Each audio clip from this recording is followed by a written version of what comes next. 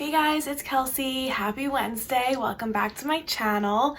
I'm super excited about today's video because I'm obsessed with Bridgerton. So when I watched the show the first time, not the second time because I have seen it twice, when I watched it the first time, I just really wanted to make a video where if you really liked Bridgerton anywhere near as much as I do, then you should read these books. I guess you could also say that these are my favorite historical romance books, so kind of kill two birds with one stone, right? If you like Bridgerton, read these books, or if you're just looking for some really good historical romance recommendations, then just keep watching because these are my all-time favorite historical romance books. I read a lot of historical romance this month, like I want to say like 8 maybe historical romance books in February alone, not to mention all the books that I've read, you know, before this month. So I feel like I have a pretty solid list for you guys. I have 6 books that I want to talk about today. These are top of the notch, my all-time favorite historical romances, all 5 out of 5s, like no books where it's like it was good and you should read it but not my favorite. No, these are my all-time favorite historical romance books, and if you are a fan of Bridgerton, you should read these books. Okay, that was dramatic, but I hope you guys get the point. Like, if you like that show, then you will love all of these books. And before this video is super long, let's jump right in. Okay, kicking it off strong, I want to talk about a series that I've talked about before, but it definitely belongs in this video, and that is the League of Extraordinary Women series by Evie Dunmore, and the first book in that series is Bringing Down the Duke. This is such a good book, and I know I've talked about it before, and you're probably sick and tired of hearing me say it, but it honestly deserves the recognition. It's really, really good. So this series starts off with this book, obviously Bringing Down the Duke, and this is a historical romance that takes place in the late 1800s. In this book specifically, we follow our main character, Annabelle Archer, and she is one of the first female students attending Oxford, and basically in order for her to attend there, she has to get a scholarship, but in order for her to keep her scholarship, she has to kind of join this group of women suffragists. And while this group is kind of out and about promoting women's rights and the women's right to vote, Annabelle runs into our main male protagonist, Sebastian Devereux, who is the Duke of Montgomery. So that's all I'm going to say about this book because I don't want to give anything away, but like just trust me that this book is so good. It is so fast-paced.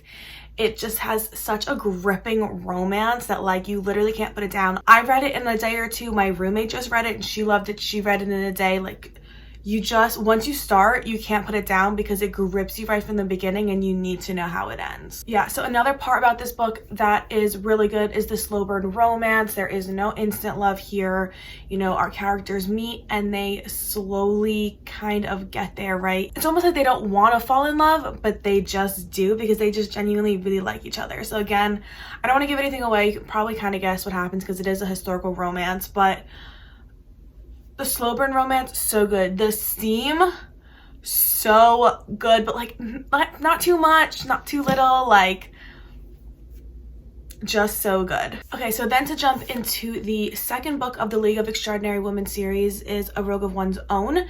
And kind of how this whole series works is we have this group of friends and each book focuses on a different friend group. So you do want to read them in order because if you don't, it kind of gives a little bit of hint as to what happened in the previous book. So definitely recommend reading Bringing Down the Duke first, but this is a separate story and we do focus on 2 different main characters. And in this book, we follow Lady Lucy, and she is basically the leader of the suffragist movement at Oxford. So we meet Lady Lucy in the first book because Annabelle is involved in the suffragist movement for her scholarship, right? So now we're focused on Lady Lucy, who's kind of the leader of this movement. Like, this is her passion. Like, she wants women's rights. Like, that is her goal of life. And so in this book, this kind of group of women has finally raised enough money to buy a publishing house in England, which is kind of, you know, their short-term goal because obviously owning a publishing house will allow them to kind of like spread their message on such a larger scale than they can do just kind of by word of mouth. So as they're kind of going to buy this publishing house, there is one person in their way, and that is Lord Tristan Valentine. And again, we've met him in our first book, but we've only saw him for maybe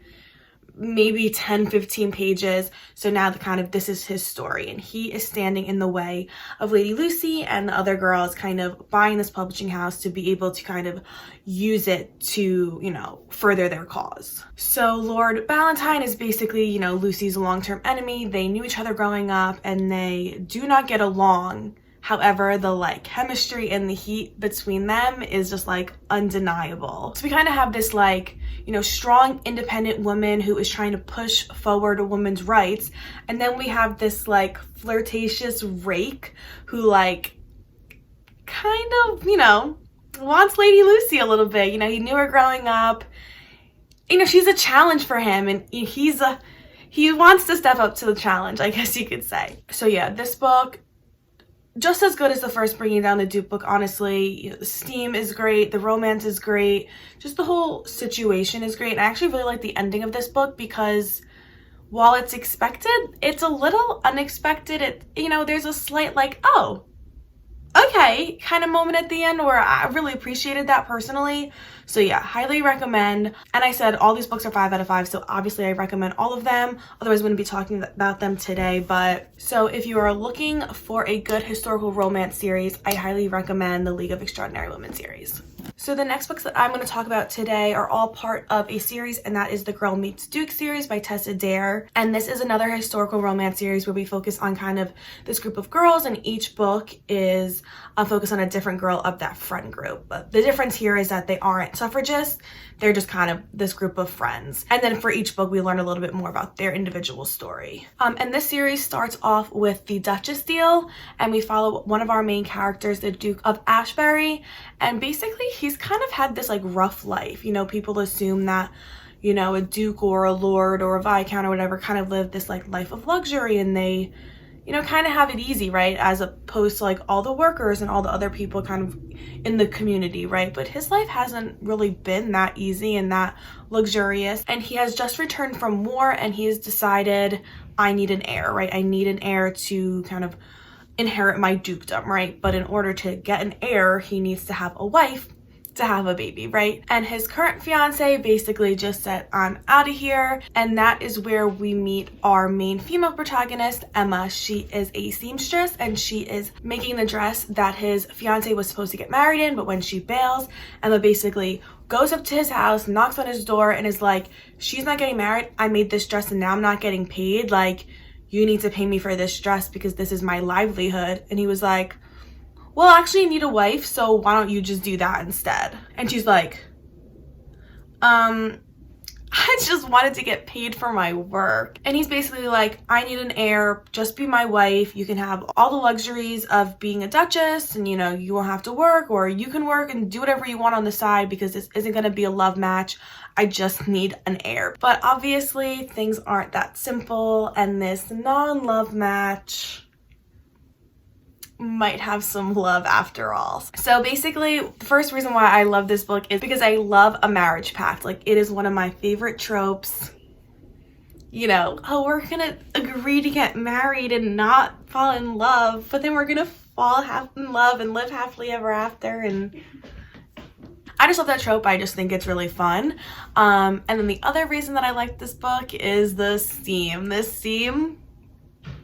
The whole series really is like, damn, but like, I'm not mad about it. Okay, let's jump into the second book of this series, which is The Governess Game. And in this book, we follow obviously another friend of this friend group, and that is Alexandra Mountbatten, and she has accepted a governess position for this man, Chase, and he has 2 adoptive daughters. So they're not his biological daughters. He's basically their adoptive father. And Chase is also the heir to his uncle's dukedom. So he's not a duke currently, but his uncle doesn't have any heirs of his own or any children of his own. So now Chase kind of is going to have that responsibility once the uncle passes. And not only is he the heir to a dukedom, but he is also a huge rake. Like, he does good with the ladies. So when Alexandra kind of takes this position and she's living in that house, raising his 2 adoptive children and seeing kind of his nightly habits, being the governess, the mentor that she is, she kind of sees maybe there's some opportunities for him to grow. And again, this isn't her trying to like fix him. It's more like she kind of gets to know him a little bit and realizes, you're better than that. Like, you don't have to kind of be this rake. Like, you're capable of so much more. Like, why don't you get married? Like, why don't you do all of the right things, right? So then the question kind of becomes, you know, is Alexandra able to kind of reform this rake, or will this rake kind of pull Alexandra and all her innocence to, like, you know, the dark side, or whatever you want to say. So again, that's all I'm gonna say, but I just think the story is fun. Like, the dynamic of the characters and how, like, different they are and how they, like, play off each other, it's just really enjoyable to read. And I also liked how there were children involved. You know, she's the governess for, you know, 2 little kids, and in a lot of historical romances that's not really the case. Normally the main characters themselves are pretty young, right? So like Daphne is supposed to be like 16, 17, 18, right? And she's just supposed to be getting married and then having kids, right? But in this one, our characters are a little bit older, and then they have kids that they're responsible for. So it was nice to kind of see this family unit and have the kids kind of be involved and see Alexandra as a mom and Chase as a dad, as opposed to them just kind of courting each other and just like having each other as the only people that they care about. Like, I thought the addition of the kids was just like a cool different element to be included in this book. Okay, and the last book in the series, it's not the last book in the series total, but it is the last one that she has written. I believe there's another one that's supposed to come out. I'm not exactly sure, but our last book is The Wallflower Wager. And in this book, we follow our main characters, Lady Penelope and Gabriel Duke, and he just moved in next door to her. And basically, he is kind of an asshole. He's not a good guy. He comes from like hard beginnings, and he's worked his way up, and he's really, I guess, just like rough around the edges, whereas Lady Penelope is really sweet. She's kind, she's generous, kind of everything that he isn't. So kind of when they meet, because they're neighbors, it just doesn't go well. And basically it kind of comes down to, you know, are they destined to just butt heads, or kind of do opposites attract? So I'm gonna leave it there, but this book is my least favorite of the 3 books in this series. Not saying it's bad, I still give it a 5 out of 5. I still really liked it, but I just felt the story wasn't just as enjoyable as the others. Like, the other ones are just so good, I wouldn't change a thing about them. Whereas this one I thought could have, I don't know, it's not that I have any like specific critiques, it's more just like it just didn't like wow me as much as the other ones, I guess you could say. But the theme in this book, I mean, the theme in the whole series, as I've already said, but like I just vividly remember this theme in this book being like, okay. Tell us how you really feel. That's all I really have to say about this series. Just go read it. Okay, the next book that I want to talk about is Edenbrooke by Julianne Donaldson, and this book is so good. Like, I don't know why I was surprised that it was as good as it was, but it was just better than I thought it was gonna be. And like, honestly, I read it in one night. I was obsessed with it. I could not stop reading. I just like had to know what happened, and I was so like enthralled by like the banter between our main characters. Like, I don't know why it was so good, but it was. And in this book we follow our main character, Marianne, and she basically hates her city life. She is not meant for the city. She wants to be out in the country. So when she gets an invite from her sister to go out and visit Edenbrooke, she's like, yes, yes, please. However, on her way there, her carriage is attacked by a highwayman, and she's basically like, you know, robbed in her carriage, right? And so she's forced to, you know, kind of go to this inn and, you know, regroup, right? Where she meets this kind of mysterious stranger, and like the guy is like flirty, but he's nice, and like all this stuff. And when she arrives in Edenbrooke the next day, she finds out that she had actually met, I guess, like the lord of the house. I don't know if he's technically a lord, but he's like, you know, the man of the house, right, of Edenbrooke, and it's the guy that she had met at the inn the day before. And so basically they have just like instant chemistry, they hit it off, and her days there are filled with like fun and adventure and horse rides and painting and all this great stuff. But obviously things can't be that easy, and you know, things take a turn for the worse, which I'm not gonna go into because I don't want to ruin anything, but like, just please go read this book. Honestly, read every book on this list, and like that's not really helpful, but like, I don't know, it's just really good. Also, if you are not into a lot of steaming books, I would highly recommend Edenbrooke. It is definitely a softer romance. It's, you know, definitely more focused on the, you know, banter, their relationship, you know, the emotional love rather than the physical love, which for me personally, I love steam, but I didn't think that it took away from this book at all. It didn't bother me that there wasn't any steam. Like, everything else about the book was so good that like I didn't even realize till the book was over. I was like, oh, this was a lot less steamy than a lot of the other historical romances I read, and I still give it a 5 out of 5. It's so good, and if you're not really into steam, then I would highly recommend this book. Okay, the next book that I want to talk about is Blackmore, also by Julian Donaldson. And in this book, we follow our main character, Kate, and she's basically decided she is not getting married. It's not for her. She does not want to be trapped in a marriage. She wants to explore. She wants to go to India. She wants to travel the world. You know, those are her passions, and being in a marriage is just... she just doesn't want it. However, Kate's annoying and super controlling mom is not about that. She does not like how Kate wants to be different, and she wants basically to marry Kate off to basically better herself and her standing. You know, so if Kate marries a lord or whatever, that reflects better on the family. So she basically wants to use Kate to increase her own social standing. So when Kate's childhood friend Henry invites Kate to his country estate, Blackmore, her mom basically says, you're only allowed to go if you promise to try to secure proposals from the eligible bachelors that are going there. And basically, if you are unable to do so, then you are not allowed to go to India to go visit your aunt. You know, you're basically going to come back to this house and be trapped, and then I'm going to control basically every single thing you do. So Kate accepts because she basically is like, well, if I don't go, then I'm going to be trapped here. And if I go and I don't secure marriages, I'm going to be trapped here. So I'm going to go and I'm going to do my best to get these proposals because I need to go to India. I need to get out of here. I need to like have some type of control over my own life. So now Kate is trying to figure out, how the heck do I get someone to propose to me in like a week or two while I'm there, when like I don't know any of these people? And then also, where does Henry fit in all of this? So I just think this is the sweetest book. The romance, like, is just so like pure. Like, that sounds really weird, but it's just like, it's just lovely. Like, it's just sweet, and you just like want them to be together, and you just want to root for them, and like you just want their happiness. Like, I don't even know. Like, you just feel involved in these characters' lives. Like, you want them to win. You know what I mean? Like, you're passionate about it. And again, just like with Edenbrooke, also by Julian Donaldson, this is a softer romance. So if you are not into steamy books, I would highly recommend, I think, any Julian Donaldson book. I think that's kind of her thing, where she writes, you know, softer romance where it really is about the emotional connection, and she doesn't really go into the physical connection at all. But don't quote me on that because I've only read these 2 books by her. Okay, the next book that I want to talk about is The Heiress Gets a Duke by Harper St. George. And this, like, I mean, they're all really good, and it's probably annoying that I keep saying every book is so good, but it would not be on this list if it wasn't good. But this book focuses on our main character, August Crenshaw, and she is this like super progressive American heiress, and she's basically like, I'm not getting married.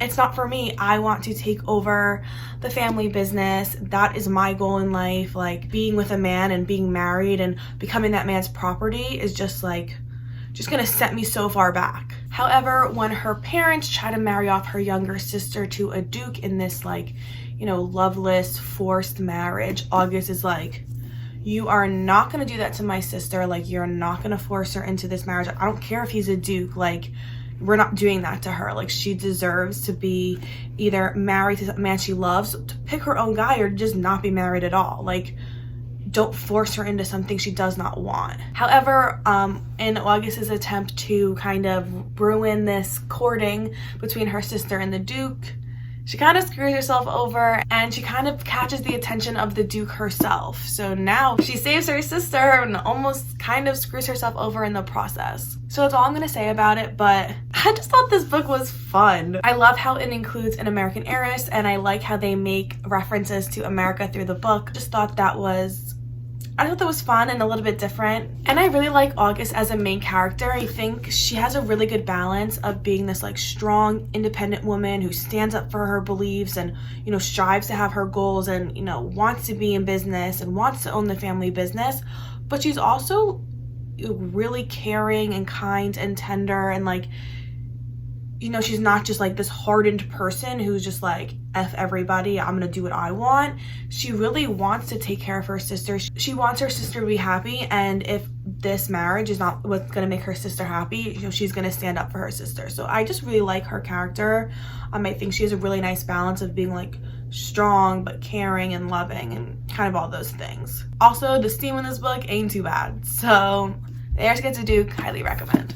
Okay, and the last book that I want to talk about, I actually just read recently, and that is A Lady's Formula for Love by Elizabeth Everett. And I think this book actually just came out earlier this month, and I was actually able to read it, and I'm so glad I was able to read it before I filmed this video because it definitely belongs here. So in this book, we follow our main character, Lady Violet, and she is a scientist, and she has started kind of this like secret society of women scientists in London. And basically, you know, people are against this, right? They don't want women scientists. They see women as lesser, not as smart. You know, they can't talk politics. They can't talk anything outside like the home, right? So her doing this is seen as kind of like like people don't love her. She's not super accepted into the society, but she's super passionate about like science and all of that stuff, so she kind of does it anyway and is like, I really don't care what you think. However, when her work attracts some sketchy people, her stepson hires her a bodyguard, and that is Arthur, and he is kind of our, I guess, male protagonist. So we have Lady Violet on one hand, and she's kind of quirky, nerdy, awkward, like doesn't fit in with society, just like wants to like do her little experiment. And then we have Arthur on the other hand, who is, you know, this like soldier, and he's really been hardened by his life, you know, he's gotten shot, his whole family has died, so he's really like this hardened guy who like basically lives life emotionless. But together they kind of bring out the best in each other, and it's like really cute to see like her like quirkiness and like awkward and like loving nature kind of bring out like Arthur's emotions a little bit, whereas like Arthur really makes her realize that she needs to be confident in who she is, and like her not fitting in isn't a bad thing. However, while their relationship is kind of developing and they're, you know, becoming friends, the criminals are still trying to steal Lady Violet's like formulas and her experiments and everything that she is doing, and they are not afraid to be violent. And so, you know, Arthur, who, you know, was hired to protect her, you know, obviously needs to do his job and do all these things, but now he's not only protecting her because that's his job, but because, you know, he wants to protect her because he's falling for her. So yeah, this book was so good. The thing that I loved most about this book is actually that the characters were older. You know, Arthur is supposed to be 40, Lady Violet's supposed to be 30. She is a widow. She has a stepson who is basically her age, and I just love that they just have some life experience under their belt. You know, a lot of the historical romances we read have much younger, especially female protagonists, you know, they're 16, 20, and then they have a male protagonist who's, you know, maybe 25, 30, right? Especially in Bridgerton, right? You know, Daphne is 16 or whatever, and Simon's like 25 or whatever, and Antony is like 28, however old they are, they're still relatively young. So I like how in this book our characters are older, and I just feel that that makes them a little bit more relatable. Like, it's hard as a, you know, 26-year-old girl to relate to a 16-year-old girl. I'm able to relate much easier, obviously, to a 30-year-old. So I just liked how it was a little bit different, and there's a little bit of a different spin on things. I also really liked how Violet was a scientist, kind of the same way that I like that, you know, in the League of Extraordinary Women series, the women are suffragists, so here they're scientists. Obviously not the same thing, but it kind of brings in that strong, smarter female protagonist, and that just adds a little bit of a depth to the story, I guess, adds another layer. So yeah, I just appreciate that about this book. Plus the steam in this book, whoa. I was not expecting it. I think it's because that this is a debut novel by this author, and so I don't know why, but like, shit was steamy. But it was good steam. It wasn't like awkward or like rushed or over the top steam. It was like, it helped to push the story forward, I felt. So those are all the books that I have for this video. I hope you guys liked it. I hope you guys can take some recommendations from it. Like, I am a huge Bridgerton fan. I don't think you guys realize, so I would not recommend these books if I did not think that they were just top-notch historical romances. So if you guys are too, I promise you, you will like these books. They are just top of the line historical romances. But yeah, so that is all I have for today. Please like this video, please subscribe if you are not already, and I will catch you guys in my next video. Bye!